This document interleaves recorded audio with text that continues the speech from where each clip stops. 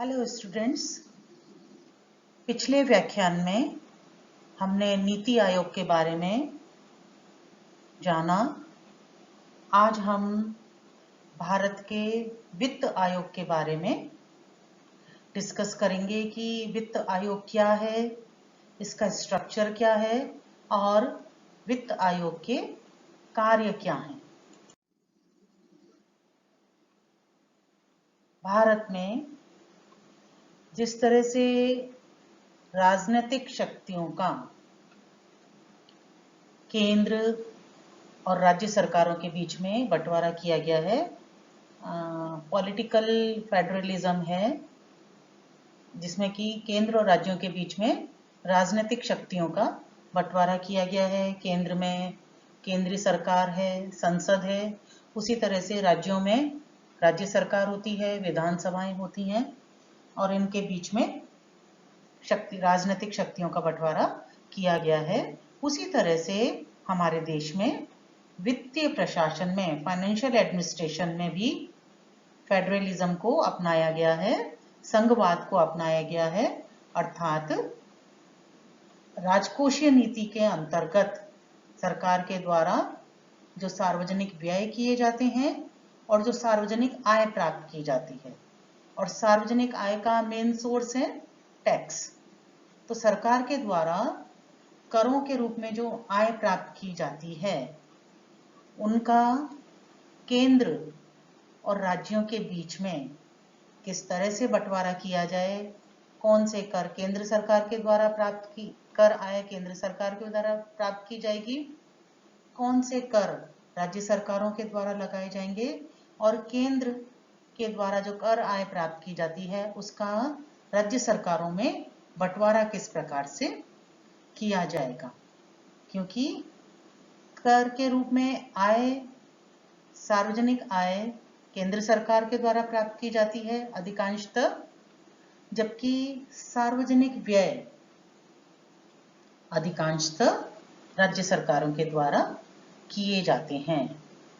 तो केंद्र और राज्यों के बीच में एक अच्छा कोऑर्डिनेशन बना रहे, उनके बीच में जो फाइनेंशियल रिलेशन है वो अच्छे बने रहें और सार्वजनिक आय के वितरण के एक स्पष्ट सिद्धांत बने रहें, एक तरीका बना रहे, इस संबंध में राय देने के लिए, सलाह प्रदान करने के लिए केंद्र सरकार और राज्य सरकार के बीच में वित्तीय संबंधों को परिभाषित करने के उद्देश्य से 1951 में भारत में एक संवैधानिक संस्था के रूप में वित्त आयोग का गठन किया गया था और इसका गठन भारत के राष्ट्रपति के द्वारा किया जाता है।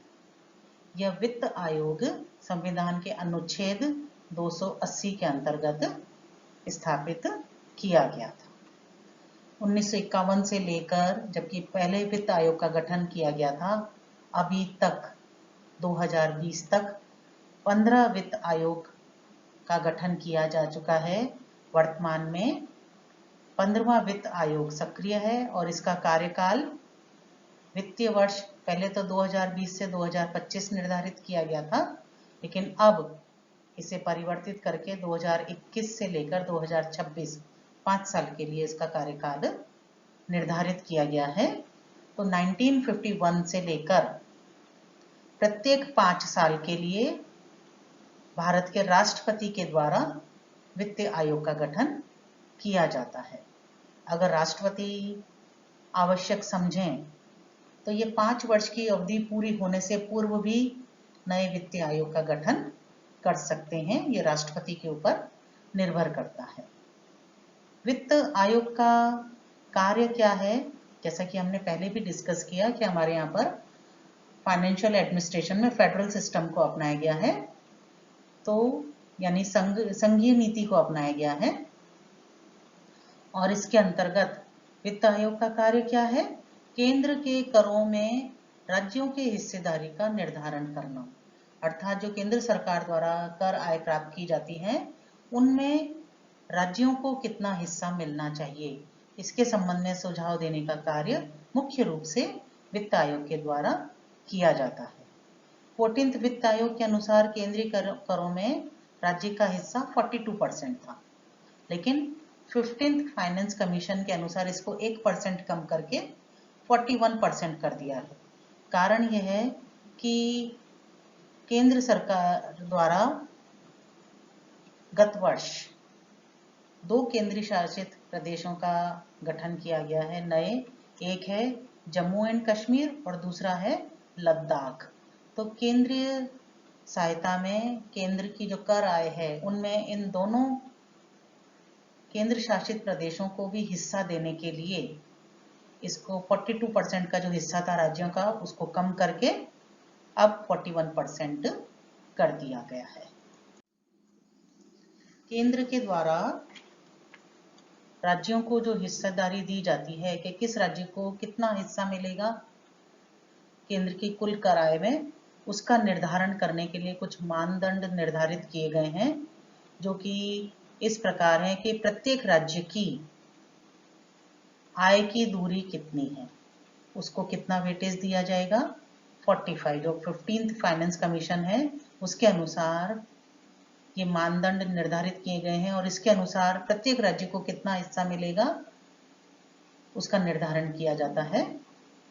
तो जो 41% हिस्सा दिया जाता है उसमें से 45% आय की दूरी के आधार पर निर्धारित किया जाता है। ये आय की दूरी क्या है कि अधिकतम प्रति व्यक्ति आय वाला राज्य कौन सा है और उससे जिस राज्य के लिए करों का वितरण किया जा रहा है सार्वजनिक केंद्रीय करों में उसकी हिस्सेदारी का निर्धारण किया जा रहा है, तो सर्वाधिक प्रति व्यक्ति आय वाला राज्य कौन सा है और उससे उस पर्टिकुलर राज्य की प्रति व्यक्ति आय कितनी कम है, इसको वेट दिया, इसे आय की दूरी कहते हैं और इसे 45 वेट दिया गया है। उस राज्य की जनसंख्या कितनी है उसे 15 वेट दिया गया है, 15। एरिया कितना है इसके आधार पर निर्धारण किया जाता है। वन और पारिस्थितिकी, उस राज्य में वन क्षेत्र कितना है उसको 10 वेट दिया गया है। जनसांख्यिकी प्रदर्शन डेमोग्राफिक इफेक्ट को 12.5% वेट दिया गया है। कर प्रयास, करों का संग्रहण करने में ये एक नया क्राइटेरिया ऐड किया गया है, जो कि पुराने वित्त आयोग के अनुसार जब राज्यों के कर भागीदारी का निर्धारण किया जाता था तब इस क्राइटेरिया को शामिल नहीं किया गया था, लेकिन 15वें वित्त आयोग में एक नया क्राइटेरिया शामिल किया गया है, कर प्रयास, यानी कि करों का संग्रहण करने में उस राज्य सरकार ने कितने एफर्ट्स किए हैं, उसको 2.58 दिया गया है ताकि कर संग्रहण में राज्य सरकार अधिक से अधिक प्रयास करें। तो कुल 100 इसका टोटल है। तो 41% जो राज्यों को कर आय का वितरण किया जाता है उसका निर्धारण प्रत्येक राज्य के लिए इस प्रकार से किया जाता है। वित्त आयोग के द्वारा केंद्रीय करों में राज्य सरकारों की कितनी भागीदारी होगी इसका निर्धारण करने के अतिरिक्त वित्त आयोग केंद्रीय सरकार का जो कंसोलिडेटेड फंड होता है, समेकित कोष होता है, जो कि उस वर्ष की कर आय जितनी भी होती हैं उनसे वो बनाया जाता है। तो समेकित कोष से राज्यों को दिए जाने वाले अनुदान के सिद्धांतों का निर्धारण भी किया जाता है, यानी जो करंट इनकम होती है, चालू आय होती है, उसको इस समेकित कोष में इकट्ठा किया जाता है और उनसे राज्य सरकारों को जो सब्सिडी दी जाएगी उसके सिद्धांतों का निर्धारण भी किया जाता है। वित्त आयोग बजट घाटे को कम करने के संबंध में भी सुझाव देता है केंद्र सरकार को, और केंद्र सरकार इसे माने या नहीं माने ये उसकी अपनी इच्छा पर निर्भर करता है। वित्त आयोग के द्वारा दिए गए सुझावों को मानना के लिए सरकार बाध्य नहीं होती है। वित्त आयोग की संरचना, अर्थात इसमें एक अध्यक्ष होता है और वर्तमान में श्री M.K. सिंह वित्त आयोग के अध्यक्ष हैं। 15वें वित्त आयोग के अध्यक्ष श्री M.K. सिंह हैं। 4 इसमें सदस्य होते हैं, 2 पूर्णकालिक सदस्य होते हैं और 2 अस्थायी सदस्य होते हैं। एक सचिव होता है और इसका मुख्यालय नई दिल्ली में स्थित है। 1992 में भारत के संविधान में संशोधन किए गए 73rd एंड 74th और उसके अनुसार राज्य वित्त आयोग का गठन किया गया है।